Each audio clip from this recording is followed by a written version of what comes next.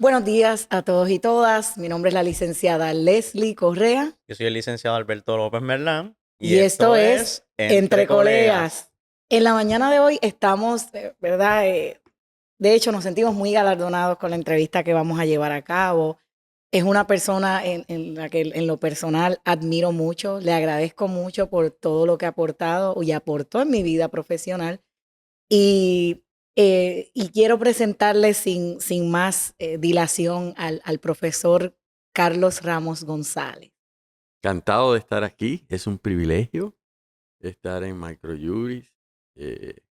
Conocido al compañero que no conocía y sobre todo con mi estudiante favorita de tantos años, Leslie, a quien aprecio y admiro tanto. Y me alegro tanto, sobre todo, que esté en estas empresas ahora, ¿verdad? En nuevos proyectos, como siempre ella ha hecho. Le agradezco, profesor, sinceramente, ¿verdad? Y de parte también del licenciado López Merlán que nos dé esta oportunidad. Y en la mañana de hoy, el tema que vamos a estar disertando, yo entiendo que usted cuenta con la pericia necesaria para educar no solamente a la comunidad legal, sino también a aquellas personas legos que no tienen ese conocimiento legal técnico sobre lo que es el derecho al aborto.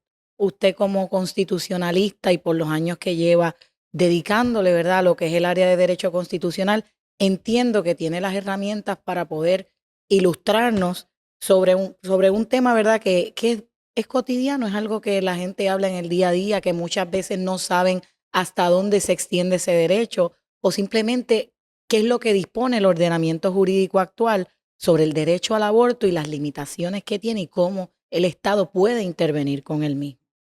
Así que, habiendo dicho eso, ¿verdad? Lo primero que desearía preguntarle a usted es, y es más para que, al igual que yo, las demás personas tengan la oportunidad de conocer quién es Carlos Ramos González.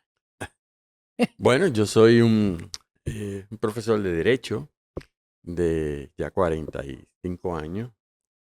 eh, Contando 2 años que sin duda estuve en los inicios de mi carrera en Servicios Legales de Puerto Rico, cuando me gradué en 1978. Por supuesto, estudié Derecho y estoy aquí y existo porque soy de Cagua, que para mí es el centro del universo, de donde viene mi familia y mis ancestros. Eh, y nada, desde mis estudios de Derecho, soy egresado de la Universidad de Puerto Rico, de la Facultad de Derecho. Años después, gracias a mi casa ahora, que es la Facultad de Derecho de la Universidad Interamericana de Puerto Rico, donde soy catedrático hace muchas décadas, pues he seguido obviamente enseñando y educándome, ¿verdad? Tengo una maestría de Derecho de la Universidad de California en Berkeley y un doctorado en Derecho de la Universidad del País Vasco. Eh, y toda mi vida, incluyendo el litigio, que bien al principio se lo dediqué a los derechos de los confinados y a los derechos civiles, pues me he dedicado a enseñar litigio al principio y derecho constitucional, que es mi pasión. Estudié derecho solamente por ese tema, porque es lo que realmente me apasionaba desde mi tiempo de bachillerato en ciencias sociales en la UPR, donde estudié pues estudios puertorriqueños y economía. Así que en esas estamos. También estudié un año en Suecia, que me ayudó a tener unas perspectivas interesantes después de mi bachillerato. Hice otra maestría, pero ya en ciencias sociales. Yo creo que esa conjugación de factores, pues me ha permitido con humildad tratar de pensar o entender bien el derecho constitucional. Así que ese soy yo, más o menos. Sin duda alguna, profesor, usted de verdad que tiene un perfil muy impresionante. Y ya entonces, ¿verdad? Habiéndose presentado y quisiera entonces yo preguntarle, ya entrando de lleno a lo que es el derecho constitucional, pero específicamente el derecho al aborto, ¿usted nos podría brindar de manera breve un trasfondo histórico en cuanto a dicho derecho? Sí. Bueno, te voy a dar el trasfondo histórico y debo comenzar haciendo no una aclaración, Claro. pero una expresión. No hay duda desde mi punto de vista que quien mejor puede entender, explicar el derecho que tiene una mujer de tomar decisiones sobre su cuerpo, Ujú. sobre todo en sus decisiones reproductivas, que incluye el aborto, pues eso es una mujer. No hay nadie o una persona gestante que pueda explicar mejor ese tema que no sé. Yo no lo soy, pero hago esa aclaración. Pero lo he estudiado, he estudiado.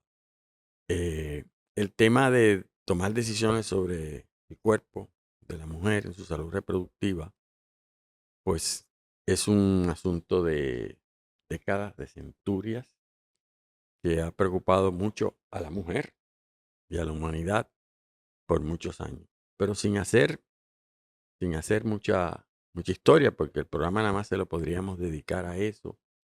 Hay un momento dado, hasta el siglo XIX, al menos en Estados Unidos, donde eso era un asunto privado de la mujer con su cuerpo. Tomaba las decisiones y acudía a tomar una decisión, a veces forzado por las circunstancias, otras veces por razones de salud, a terminar un embarazo. Eh, bueno, y nada, el Estado no intervenía para nada, esa era su decisión. En Inglaterra, incluso también en Estados Unidos después, por décadas después, siempre había un asunto sobre eso porque es algo muy personal, muy íntimo, y en un momento dado comienza la prohibición o la reglamentación. Al principio era por unos métodos o unas señales muy, bueno, muy físicas, el llamado quickening, es decir, hasta que la mujer no sintiese el movimiento del feto, pues podía sentirse en libertad de decir qué hacer con su cuerpo sin mayor problema, pero el Estado empieza a intervenir y a partir de ese momento, en algunos sitios, incluso a prohibirlos. Y eso pasó en Estados Unidos a partir de 1850. Bueno, y por muchas décadas. Ya a principios de este siglo, del siglo XX, pues empiezan a dividirse la nación norteamericana, Claro. que es una nación muy diversa. Durante la década de los 50, cuando se da el famoso caso de Roe versus Wade en los 70, Ujú. pues ya hay un grupo de estados, de hecho mayoritario, que de alguna manera lo prohíbe, lo reglamenta de alguna manera, y hay otros que no, que deciden que es un asunto vinculado a las decisiones que tiene que tomar la mujer sobre su cuerpo. Haciendo entonces usted, profesor, esa aclaración, ¿verdad? De que claramente quien estaría en mejor posición para, pues vamos a decirlo así, abogar por este derecho, claro que sería una mujer, pero en vista del vasto conocimiento que usted tiene en el tema, ¿cuán importante usted cree que es para la sociedad reconocer el aborto como un derecho? Sí, pues yo creo que es bien importante y te voy a decir por qué.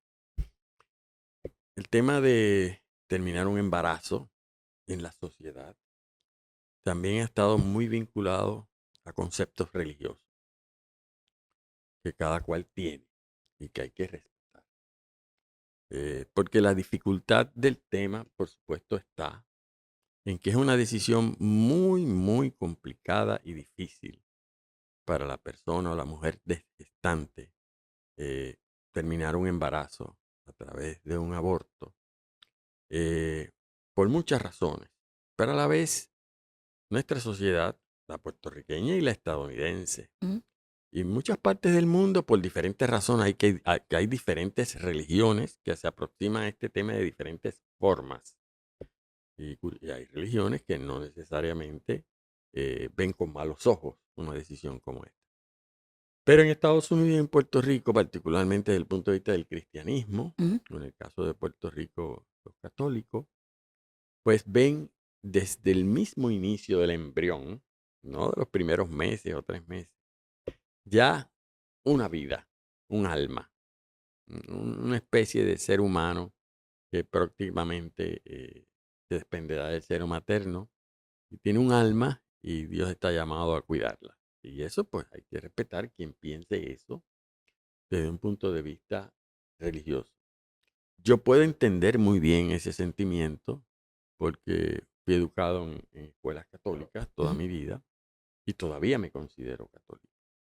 Y mi respeto a la vida es extraordinario, al punto que me negué, por esa razón y por razones patrióticas, en los años 70 me negué a ir al ejército de los Estados Unidos. Y logré una objeción por conciencia, por razones patrióticas, políticas, pero también por mi respeto a la vida. No soy incapaz de matar a un ser humano. Así que esas son las razones religiosas, que son profundas. Pero el tema del aborto se complica, porque también tiene que ver con la existencia misma, el futuro, decisiones fundamentales que tiene que tomar la mujer o la persona gestante. Y a mí me parece que esa decisión es o debe ser lo suficientemente difícil por razones religiosas, por razones existenciales, por muchas razones, como para que el Estado se esté metiendo a inclinar esa decisión de una manera por otra. Y por eso, pues yo pienso que la decisión sobre ello debe descansar exclusivamente con unos elementos mínimos necesarios, si acaso, en la mujer, en la persona gestante, que decida si quiere concluir o no su embarazo. Y así es como yo entiendo el asunto. Y antes de dejarlo, ¿verdad?, con el licenciado López Melar para la próxima pregunta, veo que usted ha traído mucho el tema de la iglesia. ¿Usted entiende que actualmente la iglesia está tomando parte en las decisiones que el Estado emite y que afectan a los ciudadanos? Pues sí, la respuesta es que sí. En Puerto Rico y en Estados Unidos. Ese pensamiento religioso cristiano eh, es el que está detrás, a mi juicio, Ujú. incluso en el Tribunal Supremo de los Estados Unidos. Es el que está detrás de justificar la intervención del Estado para salvar lo que ellos llaman, y la Iglesia Católica y las iglesias algunas llaman la vida potencial, desde un punto de vista estrictamente de la mujer. Pues si bien es una vida potencial, la persona gestante, las mujeres están hablando de un feto que se puede convertir efectivamente cuando se desprenda del seno materno en una persona humana. Pero mientras tanto hay que verlo como un feto y no es menospreciar nada, pero es una decisión mía de si este es el momento apropiado. Es una decisión de salud, es una decisión psicológica, es una decisión espiritual, que es lo suficientemente complicada como para que el Estado se esté metiendo. Así que la respuesta es que sí, por supuesto, que en esto y en otros temas está metido el pensamiento cristiano religioso. Se supone que estemos en una sociedad avanzada que garantiza la separación de iglesia y Estado. Sí, pero es complicado el tema, sobre todo cuando estamos en temas como ese, Ujú. porque son temas para algunas iglesias de dogma. Y los dogmas no obedecen a la razón, Claro. los dogmas obedecen a la fe. El problema es que si nosotros supuestamente tenemos un gobierno y un Estado secular, no es confesional, es decir, que no obedece a una fe oficial, pues cuando tú tratas de imponer unos criterios religiosos, color que los llama por razones de moral pública, entonces tenemos el gran problema de quién defiende la moral o qué es la moral. Pues entonces se complica la vida en sociedad. Así que sí, ese ha sido el reto, y hoy día más que nunca, por suerte en Puerto Rico el Estado de Derecho todavía, pues ya lo hablaremos, pues permite y reconoce ese derecho de la mujer. No así en la sociedad norteamericana, donde la cosa se ha puesto bien complicada, como en otras partes del mundo. Que se mantiene desde el punto de vista de respetar los derechos de la mujer, y en otros, pues, un poco el criterio religioso. Entonces, profesor, y perdona que lo interrumpe, yendo en esa línea, ya más, usted sé que nos dio un trasfondo histórico más social con el tema del aborto. ¿Usted pudiese, por favor, para la audiencia, decirnos más o menos un trasfondo histórico desde Roe versus Wade hasta la actualidad, que entiendo que es Dobbs versus Jackson? Sí.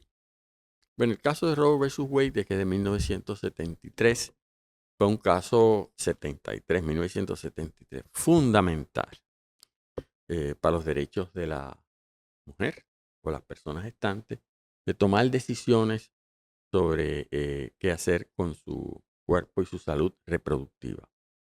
En esos momentos, más de la mitad, la mayoría de los estados, prohibía que la mujer pudiese tomar una decisión tan íntima como esta. El Estado se metía.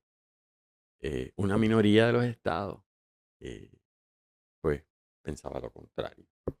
Aún así, es una década que es después de la década de los 60, que la mujer ha descubierto, ha convencido a la sociedad norteamericana de que es persona como cualquier hombre, y la lucha contra el patriarcado y los derechos de la mujer, donde recordemos que no fue hasta tiempo después que se reconoció el derecho de la mujer a votar. Siempre es visto como una persona de segunda clase o era visto.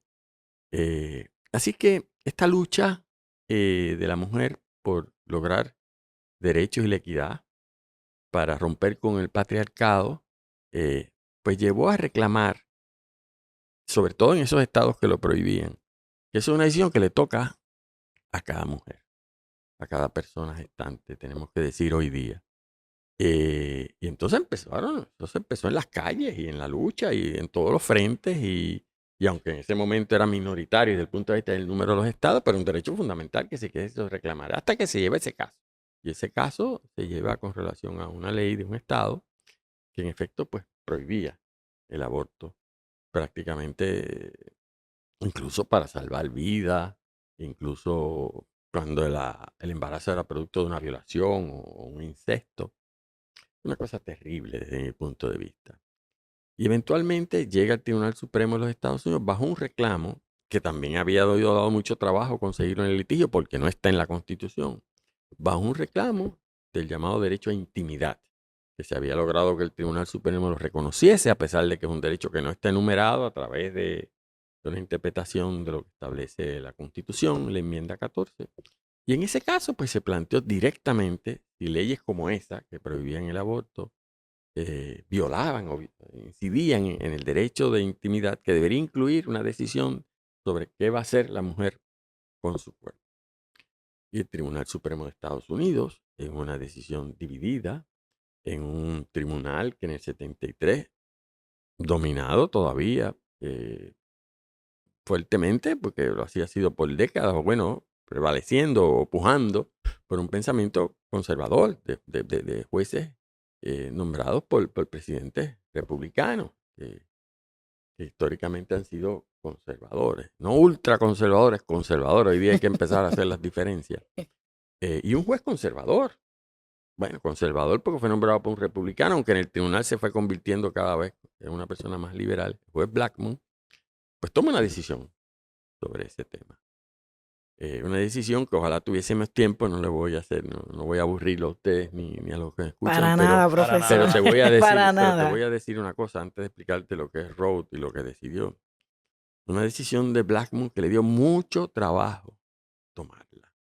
Y es una decisión que en el fondo va a reconocer el derecho de la mujer a decidir qué hacer con su cuerpo y que el derecho de intimidad incluye eso.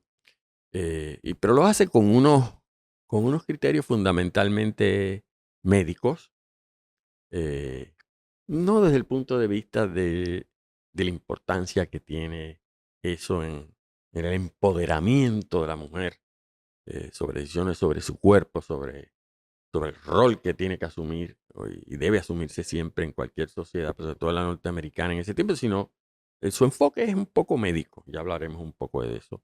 Después va a trascenderlo, pero en ese momento, y la razón por la cual es un enfoque médico es porque el juez Blackmun no sabía qué hacer. Él viene de un trasfondo republicano. Y cuentan sus biógrafos, sobre todo la periodista Linda Greenhouse, que escribió un libro maravilloso sobre Blackmun, se llama así, On Becoming Justice Blackmun. El trabajo que le dio se metió a todas las bibliotecas que encontró, pero las bibliotecas de las escuelas de medicina. Porque él estaba tratando de entender qué es lo que estaba, no es mujer, está tratando de entender qué es lo que está pasando. ¿Cuándo es que el feto es feto? ¿Cuándo es que el feto es viable? Que para él era bien importante. Porque Blackmun sabe que en la sociedad norteamericana y que la mayoría de los estados están divididos, que ahí hay dos intereses importantes con los que yo empecé la discusión. Esto que pareciera ser obvio en muchos estados, de que la mujer decide asuntos sobre su cuerpo y su intimidad. Y por otro lado, el pensamiento religioso, aunque el tribunal no lo llama así, pero el reclamo de un sector de la sociedad y de la mayoría de los estados entonces, de que es un asunto sobre valorar la vida. Y él pues está en esa angustia, como lo explica él. Entonces pues, él llega a una conclusión y la define en términos de viabilidad, pero define la viabilidad para cuando puede meterse en el estado en términos de trimestre. Depende de qué etapa.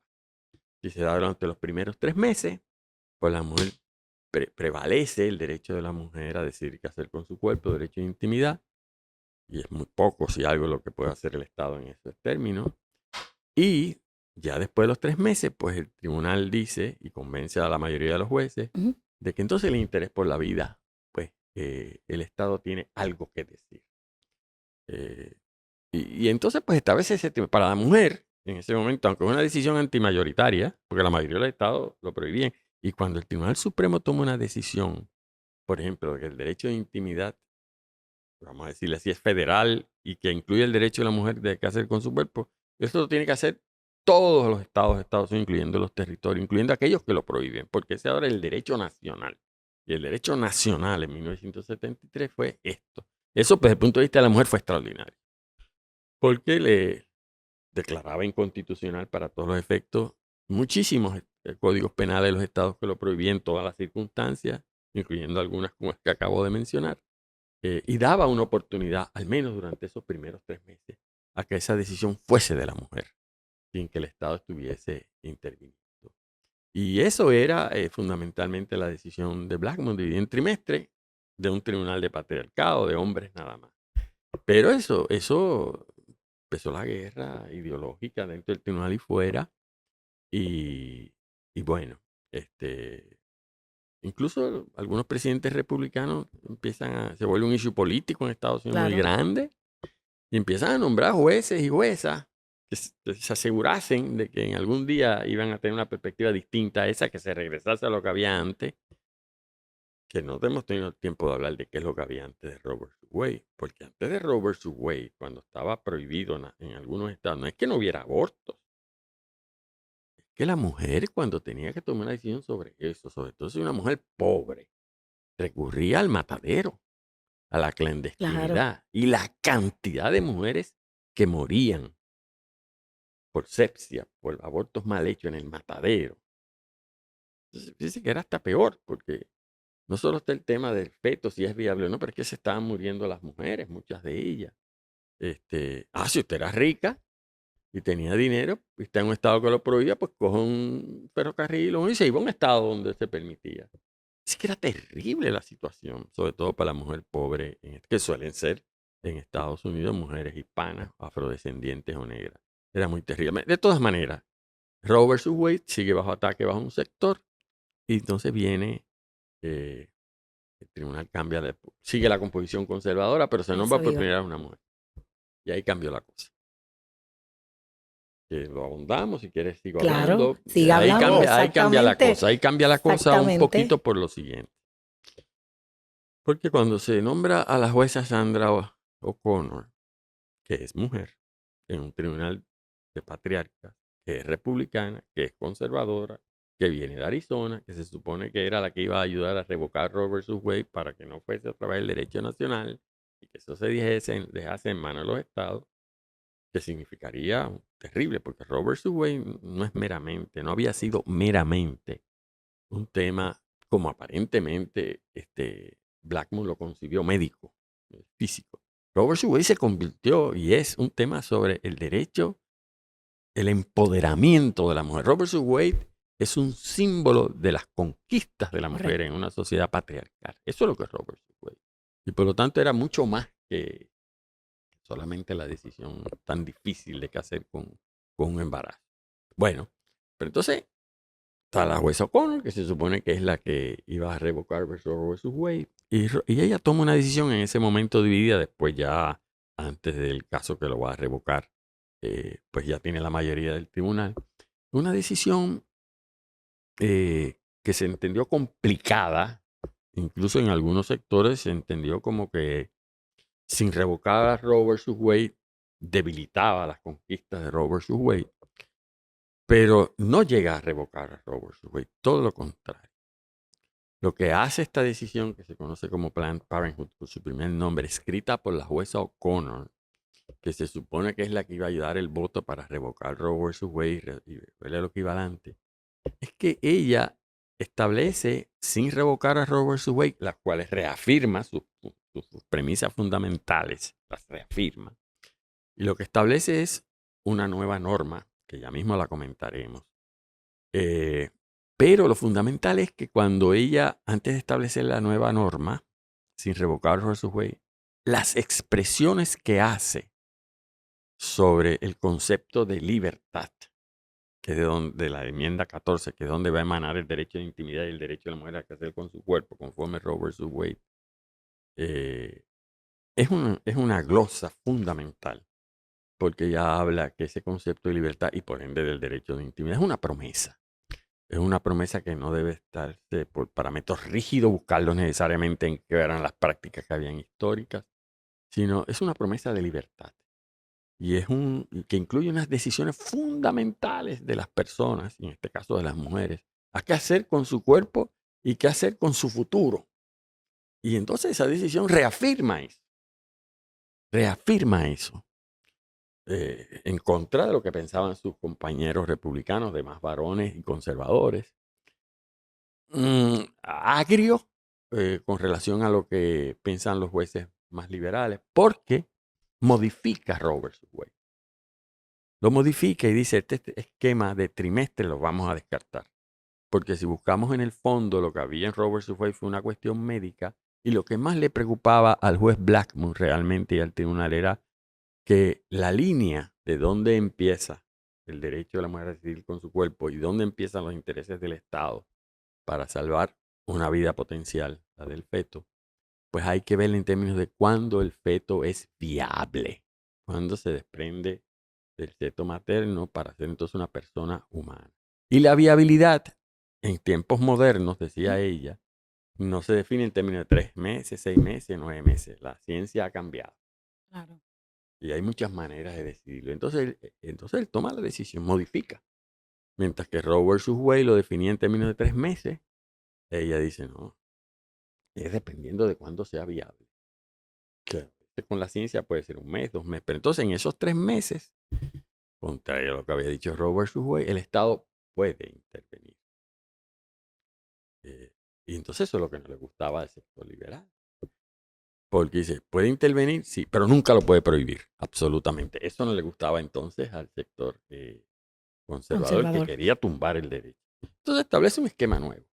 ¿Y cuál es? El Estado puede intervenir mientras no sea viable el feto, siempre que no establezca una carga indebida, un undue burden. Entonces, claro, ese es un término amplio, pero es el punto que ella encuentra medio. No es lo que esperaban los conservadores de ella, ni los religiosos, ni es lo que esperaban los liberales, pero empezó a ser la norma. Entonces había que analizar, por ejemplo, en ese caso de Planned Parenthood, pues, ¿qué fue una carga indebida? Pues el obligar a la mujer mediante ley que tenía que notificarle al marido o al padre que iba a voltar. Obviamente horrible, pensando ella en los casos de violencia doméstica, ¿verdad? De género. Como una ley me va a obligar a decirle a mi abusador que si puedo irme. Dice, pues eso es un undue burden. Pero otras cosas no. Como por ejemplo, si es un menor, que entonces el menor tenga que notificarle. O darle un periodo de espera a que la mujer o la persona gestante tenga que, una vez visitar la clínica, esperar 24 horas para que lo piense mejor. Todo eso lo que hace es para tratar de que la mujer se arrepienta. Pero ella dice, eso no son cargas indebidas. Empieza a establecer esta norma que permite a los estados, incluso aquellos que no creen en el aborto, a meterse más cerca de ese derecho de la mujer sin quitárselo. Sin quitar. Y entonces, ¿y qué pasa luego de Planned Parenthood versus Casey? Siguieron desarrollándose conflictos sobre leyes que trataban de limitar el derecho al aborto en esos 3 meses, establecer condiciones, claro, como la que te acabo de decir, periodos de espera, y tienes que leerte este librito, poner rótulos en las clínicas donde decía, recuerda que la decisión que tomes, pues con toda una serie empezaron a haber conflictos, la lista es larga, de leyes que había que decidir si creaban una carga indebida o no en esos periodos antes de la viabilidad. Y eso era la situación que había. Caso a caso se iba decidiendo, pero no se revocaba el derecho de la mujer a decidir qué hacer con su cuerpo. Se reconocía como un derecho protegido por la enmienda 14 en el concepto de libertad y derecho de intimidad. Eso no se tocaba. No se lograban los votos. Los sectores más conservadores insistían en que la única manera de trabajar con esto porque la jueza O'Connor no había querido y posteriormente que aquello fue una decisión dividida, pero se convirtió en una decisión de la mayoría. Hasta que, pues, la composición del tribunal A eso cambió. iba, exacto. Y antes del caso más reciente que resolvió sobre el derecho al aborto, ¿cómo es que cambia, si de alguna forma, la composición del tribunal? Bueno, como dice la jueza Sotomayor en su disidente del caso que va a revocar Roe vs. Wade, que no hemos hablado de él, que es el famoso caso de Dobbs. Es una decisión que no obedece realmente a criterios judiciales. Esto no es una decisión que no responde a una ponderación que supone que hagamos los jueces y juezas sobre los intereses en conflicto. ¿Diría usted que hay presente activismo judicial? No es porque activismo judicial siempre la vida, depende para qué se usa, ¿verdad? Pero lo que ella dice, y yo digo, esto va a cambiar porque la política ha cambiado. Porque aquí hay unos jueces y juezas que han venido con un pensamiento político de quitarle a la mujer. Prácticamente es lo que dice. Si la composición no hubiera cambiado con estos individuos, estas personas que están aquí ahora, prácticamente lo que llega a decir Roe no se hubiese revocado. ¿Y cuál es ese cambio? Pues el cambio es importantísimo.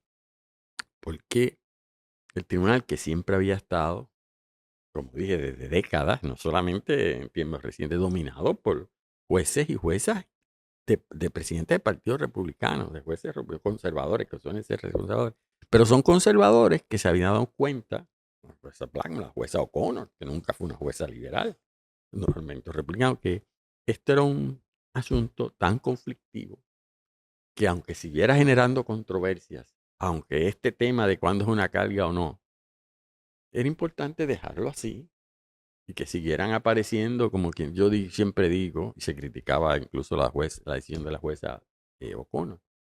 Deja que los estados conservadores sigan matando Roe vs. Wade a cuchillo de palo, que eso se va a caer solo. Eso es lo que pensaba un sector conservador.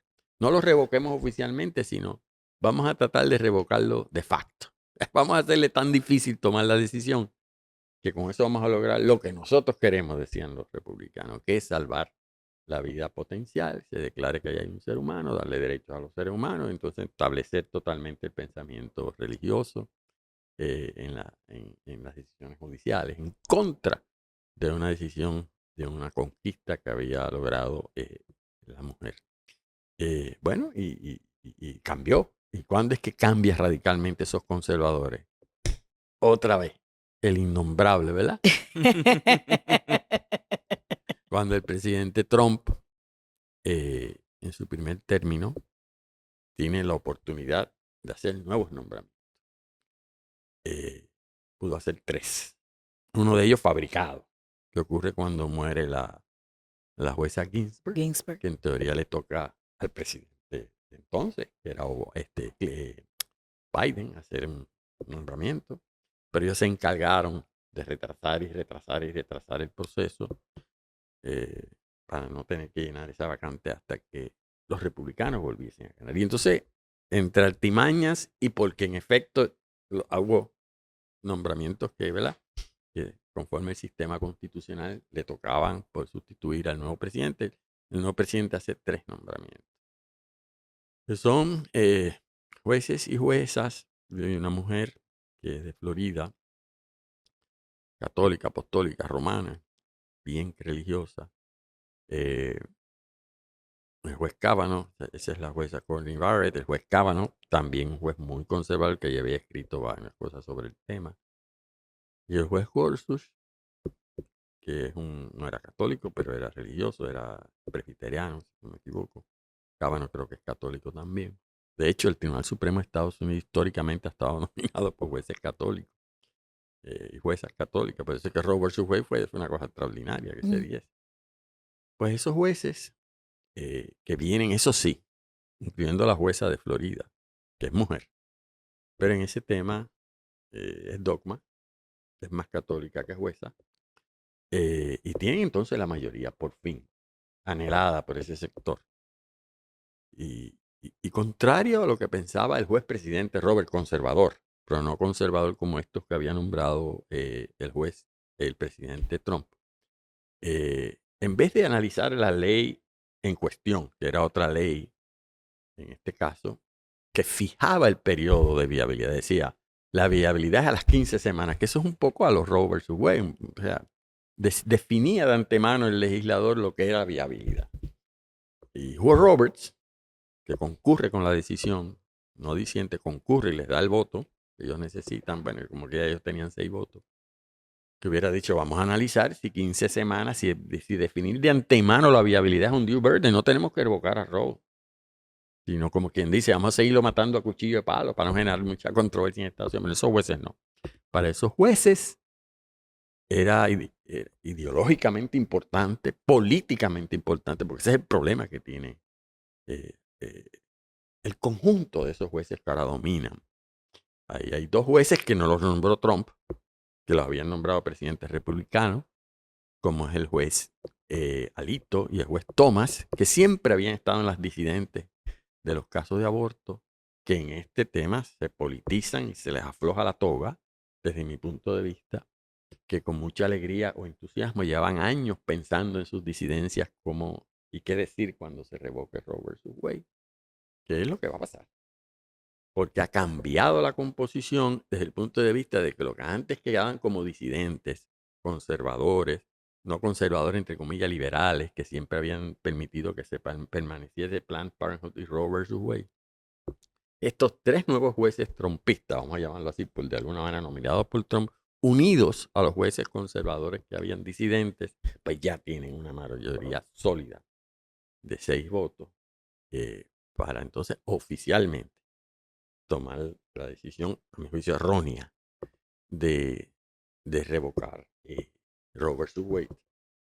Y podemos hablar sobre eso. O sea, Claro. Sí, profesor, en esa línea es que queríamos ajá. seguir. ¿Cuáles fueron los fundamentos legales?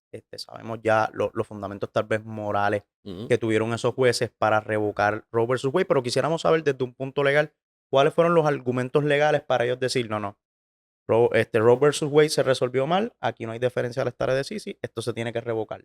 Ujú. Pues los fundamentos fueron terribles desde mi punto de vista. Lo acabas de decir muy bien. Mencionaste la doctrina de stare decisis, que significa que hay que respetar el precedente hasta lo máximo. Porque si no se respeta el precedente, no hay confiabilidad. El tribunal pierde legitimidad. Como yo le digo a mis estudiantes, la calavera pierde el lustre. La Constitución a veces funciona como una especie de calavera en las sociedades antiguas.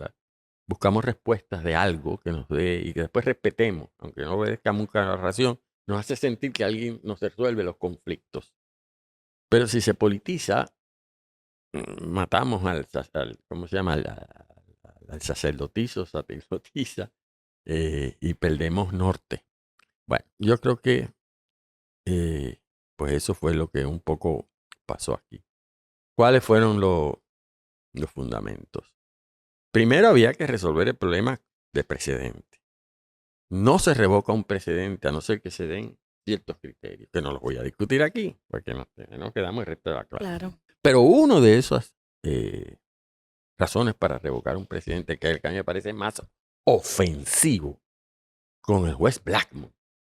Porque esos jueces y juezas saben que Blackmun se ha publicado una biografía y la angustia que tuvo y el trabajo que le dio llegar a ese esquema de trimestre y el trabajo que le dio a la jueza O'Connor sin revocar Roe, acerrucharlo, pero sin revocarlo. Una de las razones para revocar una decisión como esta y romper con el stare decisis es si los precedentes han sido claramente erróneos. Okay. Hay aquí unos jueces diciéndole a esos otros jueces, que lo que ellos hicieron era claramente, hay tanta arrogancia intelectual horrible, porque, bueno, porque yo creo que no fue tan así. Dicho eso, viene un nuevo enfoque que ellos lo venían anticipando en las opiniones disidentes. Y ese nuevo enfoque va por 2 direcciones. En la Constitución de los Estados Unidos, ciertos derechos fundamentales, como el derecho de intimidad, pues no está explícitamente enumerado, porque eso es una Constitución viejita, que muchos de los derechos que hoy casi damos por sentado no estaban. Y eso ha hecho que el Tribunal Supremo de Estados Unidos, sin esperar a que se enmiende la Constitución, porque para enmendar la Constitución da mucho trabajo, las circunstancias históricas, políticas y económicas le hizo que durante la década de los 60 y los 70 se inventasen un método para interpretar la Constitución y determinar que esa Constitución contenía ciertos derechos no enumerados, que estaban por ahí, pero particularmente que partían no de la disposición constitucional que dice que pueden haber derechos no enumerados, curiosamente eso no la tocaron, la llamada enmienda novena, sino que partían del concepto de libertad que establece la enmienda 14. Nadie será privado de su libertad sin el debido proceso de ley. Y le habían dado lo que se llama una interpretación sustantiva, como si ahí dijese, se crea un derecho de libertad que incluye decisiones personales, y de ahí emanaba un derecho vinculado a la intimidad y la privacidad, dos conceptos distintos, pero en Estados Unidos se mezclan, del ser humano. Así que se había reconocido que el derecho a la intimidad emanaba de la enmienda 14. Y déjame decirte, y de ahí emanaban otros derechos, como parte del derecho a intimidad. De ahí emana el derecho que tenemos en Estados Unidos y en Puerto Rico a criar nuestros hijos, a tomar decisiones sobre nuestros hijos. De ahí emanan derechos a Divorciarse. divorciarnos, a casarnos, incluso confinados tienen derecho a casarse. De ahí emana nuestro derecho a rehusar un tratamiento médico. De ese derecho de intimidad emanan muchas cosas que no están escritas, pero que contemporáneamente hay que reconocer en la vida en sociedad. Y que los más conservadores no quieren reconocer, dicen, no, que se enmienda la Constitución para eso. Miren, lo que se enmienda nos aplasta el Estado. Y ese fue el primer argumento, o uno de ellos. En la Constitución no está el derecho al aborto. Bueno, en la Constitución tampoco está el derecho a intimidad. Ellos aceptan que de esa Constitución sigue emanando el derecho de intimidad. Pero la nueva interpretación es que ese derecho de intimidad no contiene el derecho de la mujer a decidir qué hacer con su cuerpo. ¿Por qué? Porque adoptan lo que ellos llaman, ya lo habían hecho en otros casos, y lo que algunos analistas o comentaristas empiezan a llamar el método histórico. Es decir, para saber si una determinada manifestación de la intimidad está contemplada en el derecho de intimidad no enumerado, pues tenemos que analizar la historia de Estados Unidos. De Estados Unidos, no del mundo entero, de Estados Unidos, para un derecho fundamental, bueno, de Estados Unidos. Y hay que encontrar evidencia histórica de que desde que la nación es nación y quizás antes de eso, se ha reconocido el derecho a abortar como parte del derecho de intimidad. Si si no hay evidencia histórica sobre eso, pues no está el derecho. Es decir, profesor, y Roe vs. Wade no había hecho un análisis histórico, sí lo había hecho de una forma más liviana y lo había encontrado. Pero estos lo hacen en una revisión histórica de la revisión que se había hecho y estos no lo encuentran. Entonces plantea un problema, yo lo sé, difícil. Tenemos a los jueces que ahora son historiadores cuando ninguno de ellos ha estudiado historia. Que no tal cal, se están buscando oficiales jurídicos ahora que sean historiadores. De eso lo podemos hablar después. No lo digo oficialmente porque es así. Bueno, pues entonces hicieron la revisión histórica, no encuentran el derecho por ninguna parte. Y entonces no lo reconocen. No es que dicen, no lo reconocemos y por lo tanto el feto es persona humana. Nunca dicen eso. Parece que esa decisión de Dobbs que va a revocar a Planned Parenthood y Roe y que está basada en una ley de Texas que definía ¿verdad? La viabilidad con 15 semanas fija. No estoy totalmente del agrado de los conservadores, aunque casi totalmente, porque ellos querían que además se dijese el feto es vida humana, para entonces poder crear después derechos de protección de sucesoral, para completar el pensamiento Claro, cristiano claro. a través del derecho. No llega a decir eso, pero no fue necesario, porque lo fundamental es que revocan que hay un derecho nacional que emana del derecho de intimidad de la mujer a decidir qué hacer con su cuerpo. Al decidir que ya no está reconocido, que es de las pocas veces o única vez en la historia de Estados Unidos que el Tribunal Supremo tomó una decisión quitando derechos Ese es el problema de esto, que es quitando derechos. Recuérdense que Roe vs. Wade, mientras existía, aunque era a veces simbólico, como decía el juez Roberts, pero estaba ahí. No teníamos que quitarle derechos, vamos a seguírselo cortando a cuchillo de palo, es lo que decía el conservador Roberts. Pero estos no, estos son duros, estos son bien conservadores, quieren quitarlo. Y al quitarlo, entonces pues recurren al pensamiento constitucional o una de las doctrinas fundamentales ¿verdad? Implícitamente, no es que lo discuten. Cuando tú quitas un derecho nacional en Estados Unidos, como el derecho de la mujer a decidir qué hacer con su cuerpo, como parte del derecho de intimidad, lo que estás diciendo es, no es que no se pueda la mujer reconocerse ese derecho, pero eso se lo vamos a dar a cada estado, que es lo que había antes de Roe vs. Wade. Los estados que quieran reconocerlo, pues tienen todo el derecho de reconocerlo. Los que no, pues lo pueden incluso prohibir totalmente. Incluso en caso de incesto, violación, porque no pueden reclamar un derecho federal. Tienen que recurrir a lo que establecen las constituciones de sus estados. Quitan ese derecho constitucional federal, esa manifestación del derecho de intimidad, y se lo dejan disque a los estados, que es la situación, como sabes, que tenemos en este momento y que por supuesto tiene sus implicaciones en Puerto Rico, aunque no tanto, por razones que quizás podemos discutir después. Eso Así iba que esa es ahora a hablar de esa Puerto es la razón. Rico y es más para beneficio para, ¿verdad?, de las personas que pues no tienen ese bagaje legal. ¿Cómo es que las decisiones del Tribunal Supremo de Estados Unidos aplican en Puerto Rico? Sí. Bueno, porque desde ese punto de vista, Puerto Rico es como si fuese un estado. ¿Y qué quiere decir? Que Puerto Rico es como si fuese un estado.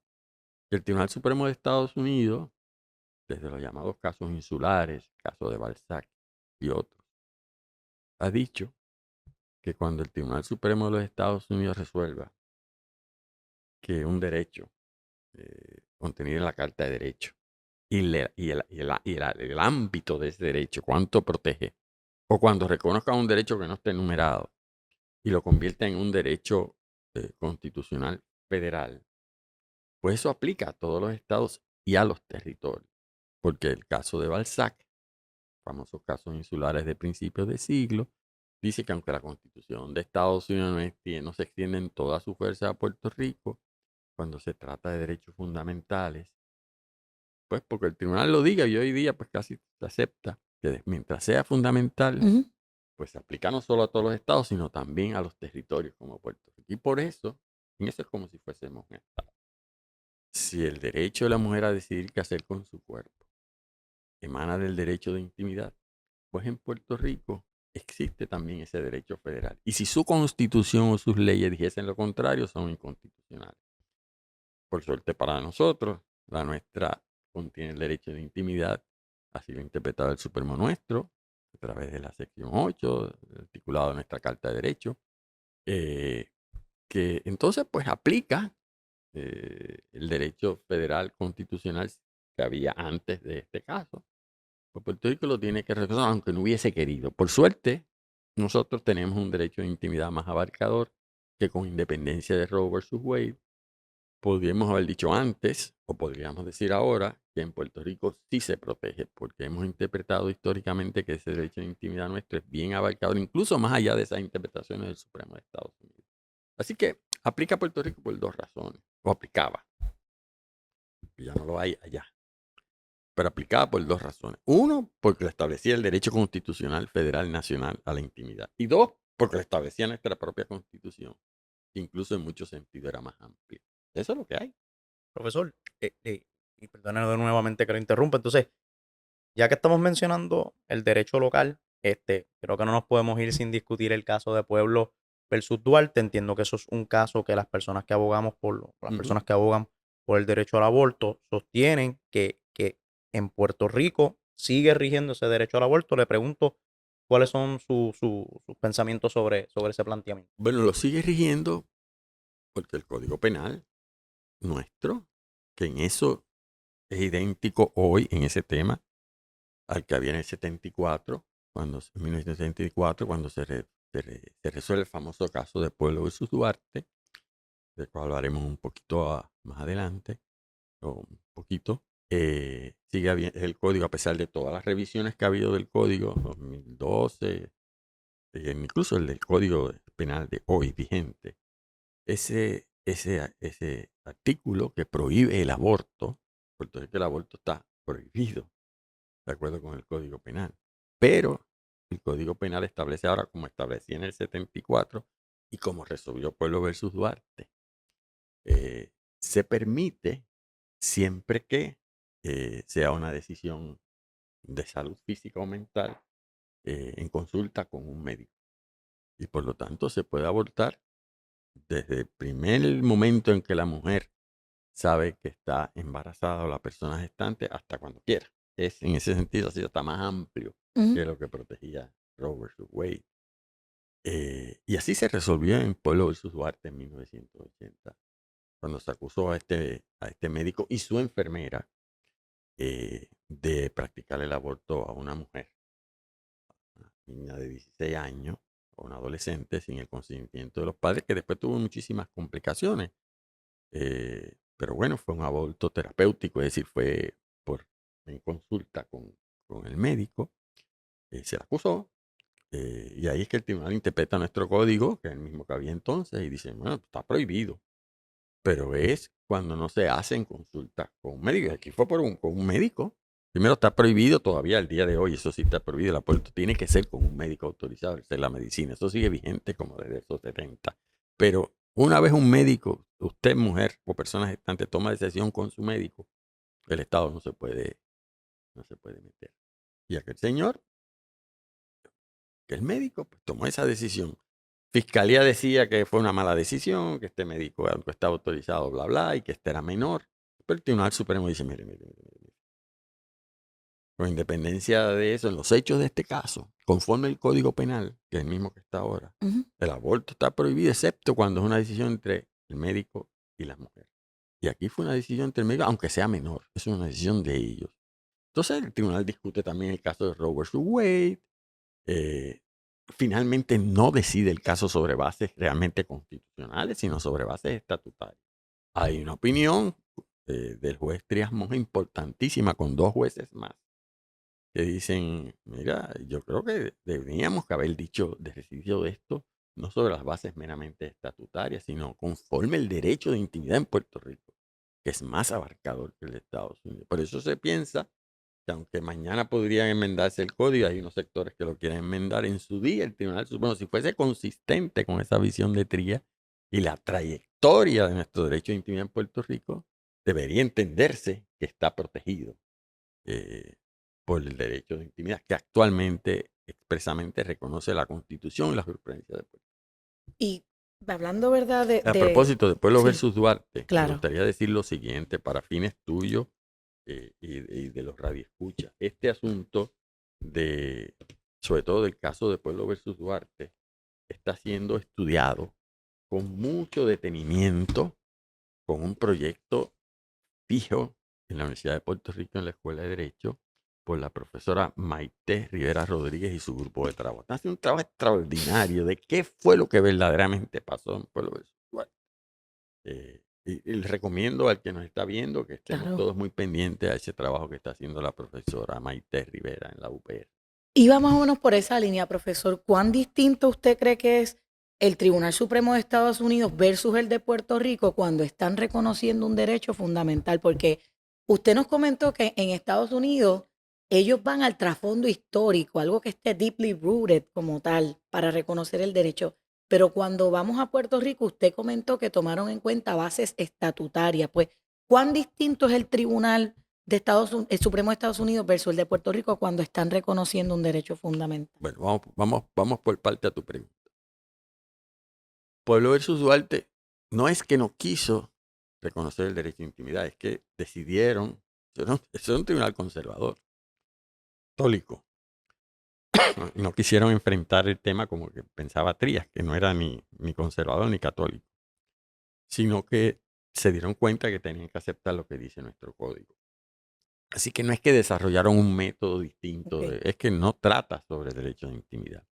En Puerto Rico, bajo la Constitución de Puerto Rico, cuando tú vas a reconocer o discutir si determinada actividad humana o decisión humana o personal forma parte del derecho de intimidad, no tenemos que buscar en la tradición, en la historia, deeply rooted como en Estados Unidos, sino que hay que hacerse otra pregunta.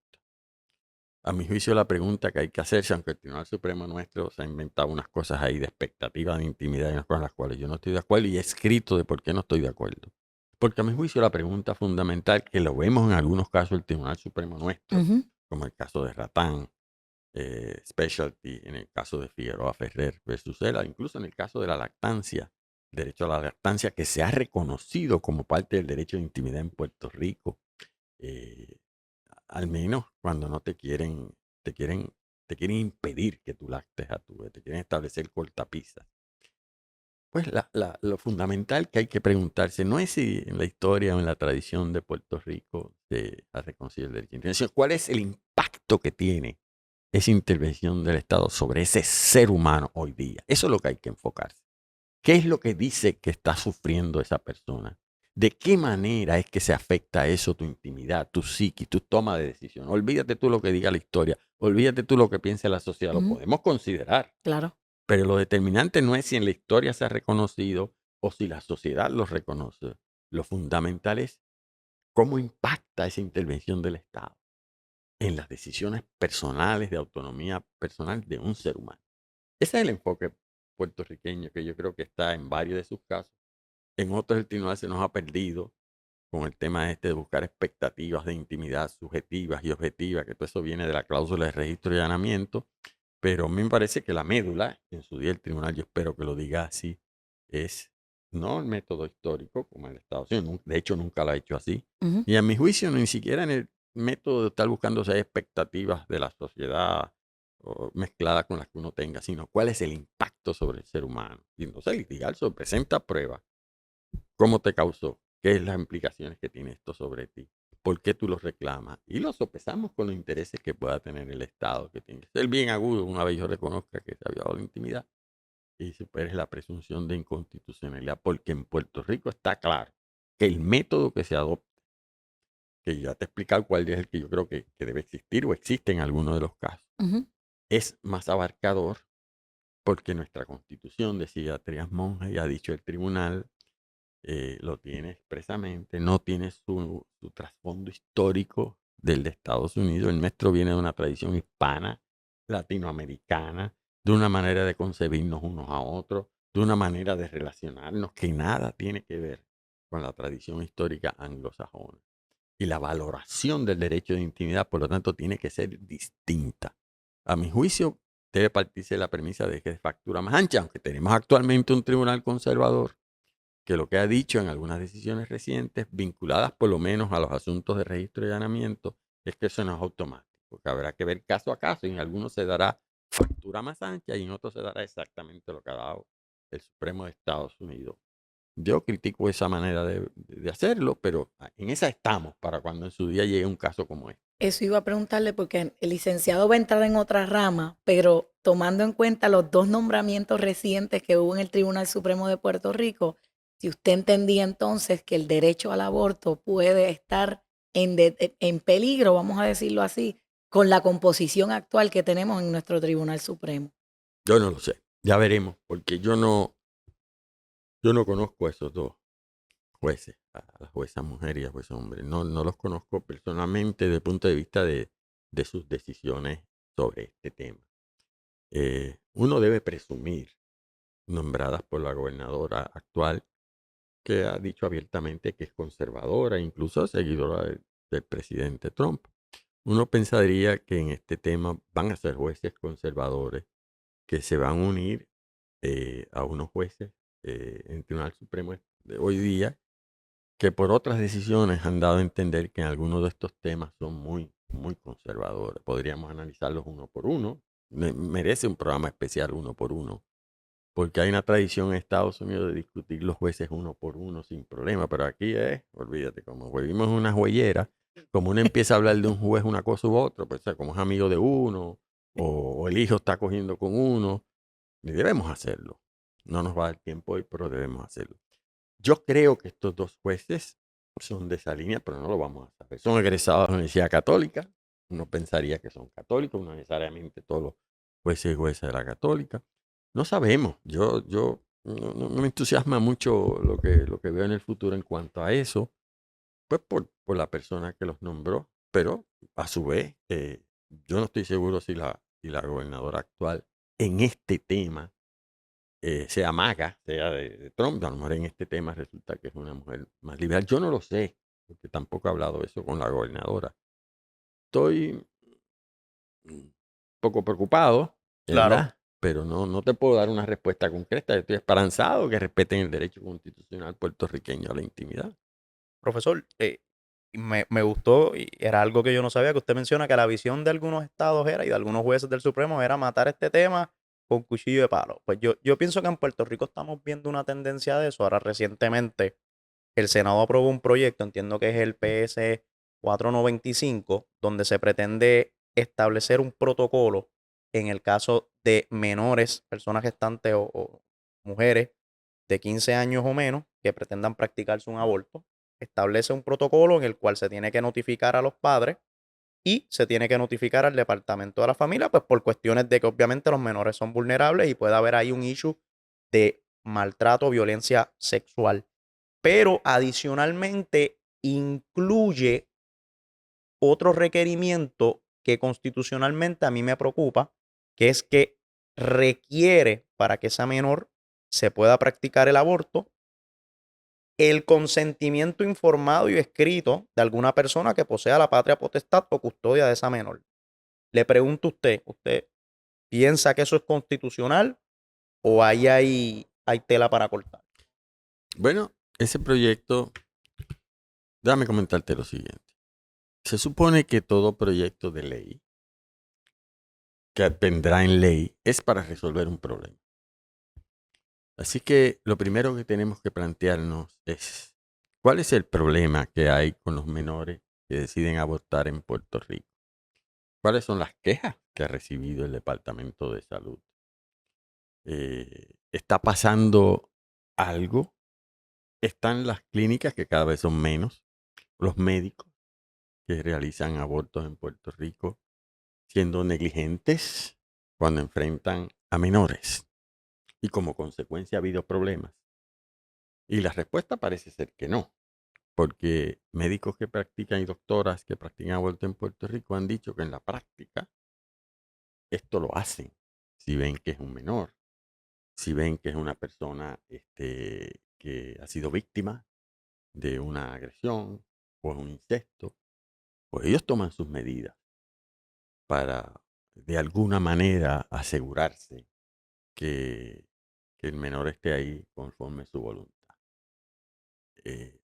Así que salvo que se haya establecido que no está siendo así, que lo que está pasando es algo terrible, que es lo que da a implicar ese proyecto, pues yo no puedo estar de acuerdo, porque a mí me parece que primero tiene que haber un problema para entonces después. Ahora, asumiendo que haya un problema, y así es que hay que resolverlo, pues hay que tener mucho cuidado, porque algunas partes de ese proyecto en efecto constituyen una violación al derecho de intimidad de los menores que tienen derecho a intimidad también. Y que hasta ahora, conforme el Código Penal nuestro, no importa que seas menor, después que sea una decisión tuya, tú como menor. Y el médico es el que tiene que asegurarse porque tiene la responsabilidad médica de que aunque eres menor, la decisión sea tuya, pensada, madura, pues puede determinar su embarazo cuando lo desee. Entonces, claro, si tú lo complicas, con que antes de ir recuerda que se lo vamos a tener que decir a sus padres porque la ley me obliga, aunque tu padre sea, ¿verdad?, el agresor, aunque ahí se tratan de establecer excepciones para cuando, por ejemplo, un caso de incesto. Y hay unos referidos al Departamento de Justicia a veces y unas cosas. Pero estableciendo esas excepciones, el menor pues quizás lo va a pensar dos veces, ¿verdad? Así que yo tengo un problema, sí, en efecto, yo creo que violenta el derecho de intimidad, tendríamos que analizarlo. Eh, y entonces yo te confieso que me molesta ese proyecto por dos razones. Uno, porque detrás de eso está la premisa que tú habías mencionado en un momento dado durante el programa y que habíamos compartido aquí. Es una manera de limitar el derecho al aborto, escondiéndose detrás de los problemas de los menores, de alguien, de un grupo de legisladoras, ¿verdad?, que no creen en el derecho de la mujer a decidir con su cuerpo. Y esto es un frente más para ir acerruchando ese derecho que en teoría es más amplio en Puerto. Y segundo lugar, a mí me molesta mucho el proyecto y te voy a decir por qué. Porque en Puerto Rico tenemos un problema serio de tasa de natalidad baja. Y los esfuerzos deben estar dirigidos hacia la prevención, educación sexual, para que seamos padres y madres responsables. Pero a su vez, para provocar, estimular que cada vez vengan más niños y niñas a este mundo, para que cada vez veamos más puertorriqueños y puertorriqueñas. A su vez, en Puerto Rico hay un problema bien serio, lo ha habido históricamente, de niñas, a veces adolescentes embarazadas. El enfoque principal no puede ser prohibirte que vayas a abortar. El enfoque principal es, ¿por qué si tú eres una niña, una adolescente, quedaste embarazada? Y entonces vamos a llegar al tema principal, que ese es el tema principal, pero un problema de falta de educación sexual. Porque si yo tengo educación sexual, aunque yo sea menor, pero tengo mi capacidad reproductiva, yo sé cómo evitar un embarazo. Que siempre a lo mejor quede embarazada nos puede pasar a todos. Pero yo tengo por lo menos unas herramientas, que es lo que no está viendo en el país. Pero entonces ese mismo grupo se opone a que haya educación sexual obligatoria en las escuelas, porque eso tiene que estar en manos de los padres, a veces en manos del padre incestuoso. O sea, eso es absurdo. Y por eso es que me molesta mucho ese proyecto. Esa es mi reacción a lo que tú me preguntas. Y que, ¿verdad? Y ya es para ir cerrando el episodio, que sin duda alguna ha sido muy enriquecedor, y de verdad que le agradezco, sinceramente, y nuevamente lo hago, le agradezco la oportunidad de habernos galardonado con su presencia en el día de hoy. ¿Qué entonces, o cuáles limitaciones usted entiende que tendría actualmente, si alguna, el derecho al aborto en Puerto Rico, a pesar de que está reconocido como un derecho constitucional fundamental? ¿Qué limitaciones entonces tendría en estos momentos? En estos momentos, la única limitación que hay, que a mi juicio es la única que debe haber, es que cualquier mujer o persona que decide terminar su embarazo tiene que tomar la decisión con su médico. Y tiene que haber razones de salud, que incluye salud mental. Es decir, el Código Penal prohíbe, y bien que lo prohíba, que esa terminación del embarazo sea por un médico no autorizado, porque vamos a caer en el matadero. Vamos a caer en la clandestinidad y no hace falta, porque aquí toda persona que quiera terminar un embarazo lo puede hacer. El código no lo prohíbe siempre que sea en consulta con su médico. Y puede ser por razones de salud o por salud mental, que eso lo define el Tribunal Supremo, y el de Puerto Rico y el de Estados Unidos como bien amplio. Así que esa es la única limitación que hay, que a mi juicio debe seguir existiendo. Más allá de eso, me parece que las limitaciones que tienen que haber, si acaso, es exigirle más a las clínicas de que cada vez tengan mejores métodos que garantizan mejor la vida de la mujer, asegurarnos de las condiciones higiénicas que sean la mejor, Claro. asegurarnos que en vez de impedir que llegue a la clínica, facilitarles que lleguen a la clínica en condiciones óptimas, dándole la intimidad a todo el mundo. Al contrario, lo que hay es que pensar es cómo lo viabilizamos para evitar caer, primero en su día en la clandestinidad y segundo en la ilegalidad y por lo tanto en el matadero, la asepsia, la enfermedad. No. Esa es la única limitación la que te acabo de decir. Pues agradecida, profesor, ¿verdad?, por la oportunidad. De verdad que entre colegas hoy, sinceramente, grabó uno de sus mejores episodios, y con quién más que con Carlos Ramos, que viene del centro del universo, de Cagua. González. Importante. Profesor, muchas gracias. De verdad que sí ha sido un placer. El Un placer y un privilegio ha honor. sido mío. Muchas gracias. Y gracias a todos por sintonizar.